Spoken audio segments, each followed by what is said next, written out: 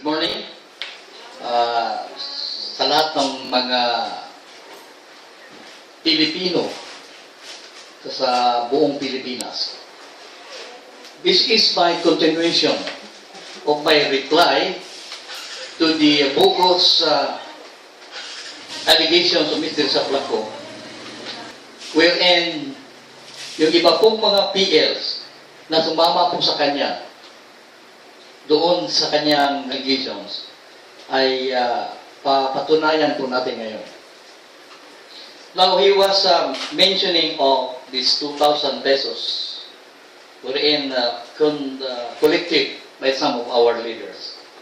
Now, dito po sa ipapakita namin na joint affidavits wherein yung mga participating leaders na hindi sumama sa kanya, those allegations niya, will be presenting a joint affidavits duly supported by almost 1,138 participating leaders. So, 1,138 participating leaders na nag-execute po ng joint affidavits in opposing the bogus allegations of Mr. Saplaco. I am showing to you a joint affidavit duly supported by the participating leaders of Mindanao and duly subscribed and sworn to before Attorney Antonio Bilinya, one of our leaders in the Bullion Buyer Limited, with document number 140, page number 29, and book number 10, series of 2013. Ito po ay pagpapatunay. Wherein, in the joint affidavits, the 2,000 pesos collected doon sa allegations ni Mr. Saplaco were a voluntary contribution for the expenses of function hall and other accommodations for the seminars. Second, page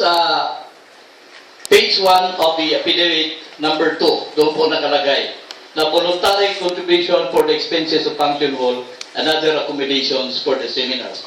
Ibig sabihin po nito, would like to expound this. Yung seminars po, we conducted 8 seminars in Mindanao and 1 in Cebu City. Sa seminars po, ibig sabihin po doon, kami po ang naghingi ng mga voluntary contribution for the expenses. Hindi po sila si Emmanuel Destora, sila si PDCC Magcantos, but ang the host chapter po, kami po ang nagkukulikta ng any amount, particularly ito pong 2,000 na voluntary para po sa mga seminars na ginagawa namin. Ibig sabihin po, in every seminar na mag-conduct po kami, meron pa kami mga expenses. Binyos, the foods for the visitors, tsaka yung binyo po, hindi po yung binyo na parang nasa dagat lang tayo, but yung presentable na area din po. So we were paying for that. And also, yung pong sinasabi nila doon sa affidavit nila na it involves pledges. Yun po ay, totoo po yun, but yun po ay pledges ng every individual for being, it is a voluntary pledges intended for humanitarian program po. Ibig sabihin po ng humanitarian program, yung pong saturation drive namin, no? Sinasaturate namin ang livelihood sa buong isla ng Mindanao. Then, for that saturation drive, gumagasto po kami with our own personal expense. Gumagasto po kami. Then, nagpo-produce kami ng mga forms for the beneficiaries. Hindi naman po pwede papirmahin natin sa dahon ng saging. So, we produce many forms for the beneficiaries na wala pong hinihinging kabayaran sa mga beneficiaries na mag-sign up. Kami po ang gumagastos lahat. Doon po napupunta yung mga pledges na binibigay ng mga participating leaders para doon sa noble cause or noble intention ng livelihood na ito. Now, in Davao City alone, we conducted 3 seminars. In every seminars, we spent almost, malaki-laki rin po, almost 100,000. In Kinabawan City, we conducted 2 seminars. In Zamboanga City, we conducted 1 seminar. Jensan, Georgina Santos City, we conducted 1 seminar. And Cebu City, part of Visayas region, we conducted 1 seminar. Lahat po yun, hindi po libre. So doon po, so yun yung mga participating leaders na nakakaintindi ay buong puso po, voluntarily contributed certain amounts for this cause. Kaya lahat po yung sinasabi ni Mr. Saplaco, we're all bogus. Intended for his own personal benefit, personal intention lang po. Kaya doon sa mga PLs na bumaligtad, some PLs, maybe 10 to 20 PLs, na sumama sa kanya. Iwan ko po kung ano ang pinangako niya doon sa mga PLs. But sad to say, kawawa naman yung mga PL na yun.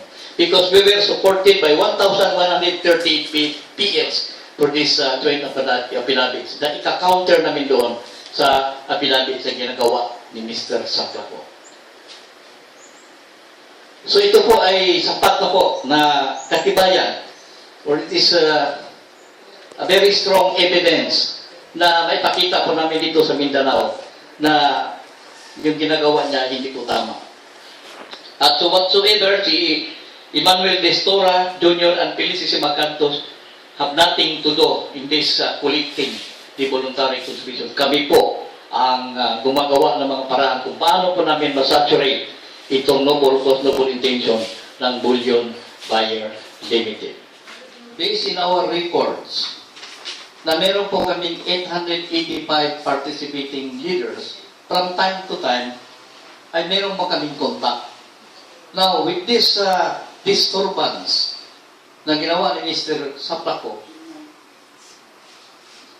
we were surprised. Bakit? Dahil lumabas ang ibang participating leaders, bringing with them their date of assignment or DUA, na umabot ng 1,138 participating leaders. And according to them, based on their own personal opinion, that they were disturbed by this allegation of Saplaco. Bakit po? Kasi gusto naman nila na makatikim sila ng kunting ginhawa sa buhay nila through the Bullion Buyer Limited to this noble intention, noble cause of this livelihood program.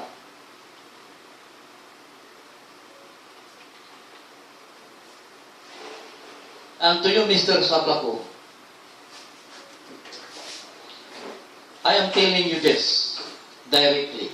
These 1,138 participating leaders are ready anytime to be presented in the court, if ever, kung saan po hahantong ito sa hukuman or anywhere or any court in the Philippines na this 1,138 handa pong tumistigo, handa pong pupunta kung saan mang court dito sa Pilipinas just to attest to the truth na kung ano ang katotohanan dito sa allegations ko.